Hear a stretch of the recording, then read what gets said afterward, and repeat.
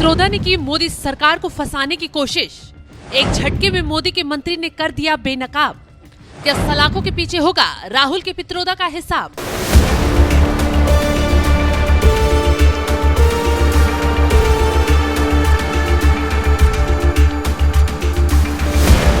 मैदान में आना, बार बार मोदी सरकार को बदनाम करने के लिए झूठ फैलाना राहुल गांधी के खासमखास सैम पित्रोदा की मानो आदत सी हो गई है। लेकिन इस बार सैम पित्रोदा ने मोदी सरकार के एक मंत्रालय को लेकर ऐसा झूठ फैलाया, कांग्रेसी भी हाथ जोड़ने को मजबूर हो गई। क्योंकि मोदी सरकार ने एक झटके में देश के सामने ही सैम पित्रोदा की घिनौनी चाल को बेनकाब कर दिया।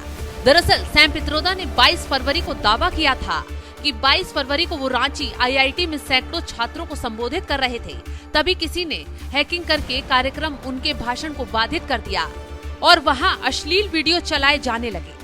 जैसे ही सैम पित्रोदा का ये बयान वायरल हुआ, राजनीति में मानो कोहराम ही मच गया, क्योंकि इस तरह के आरोप लगाना बेहद ही गंभीर हो जाता है।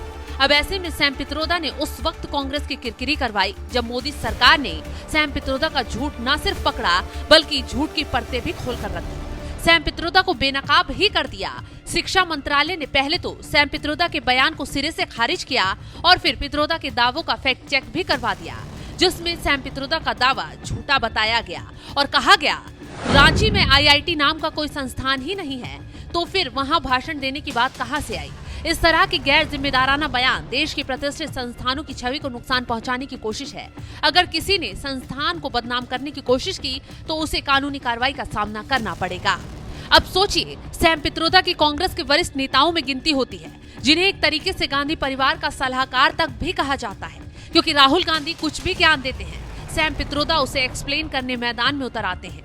अब जब सैम पित्रोदा जैसे नेता झूठ फैलाकर कुछ भी बयानबाजी कर जाएंगे तो सोच ही लीजिए राहुल गांधी या फिर पूरे गांधी परिवार को क्या ही सलाह देते होंगे। खैर, अब सैम पित्रोदा पर एक्शन की बात कही जा रही है। शिक्षा मंत्रालय जल्द कदम उठाते हुए सैम पित्रोदा के खिलाफ कदम उठा सकता है।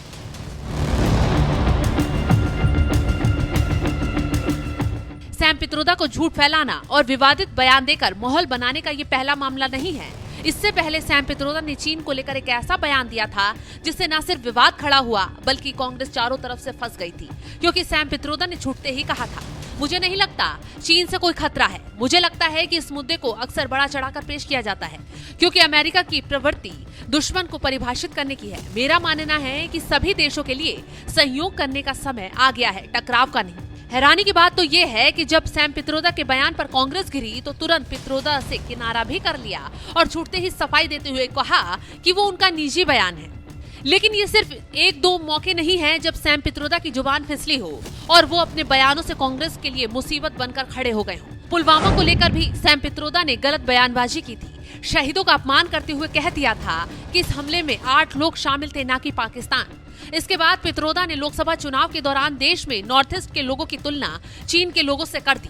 लेकिन इस बार तो उन्होंने ऐसा झूठ फैलाया जिससे न सिर्फ कांग्रेस फंसती हुई नजर आई बल्कि सैम पित्रोदा की सलाखों के पीछे पहुंचने के लिए उल्टी गिनती भी होती नजर आ रही है। फिलहाल इस खबर पर आपकी राय क्या, कमेंट कर जरूर बताएं।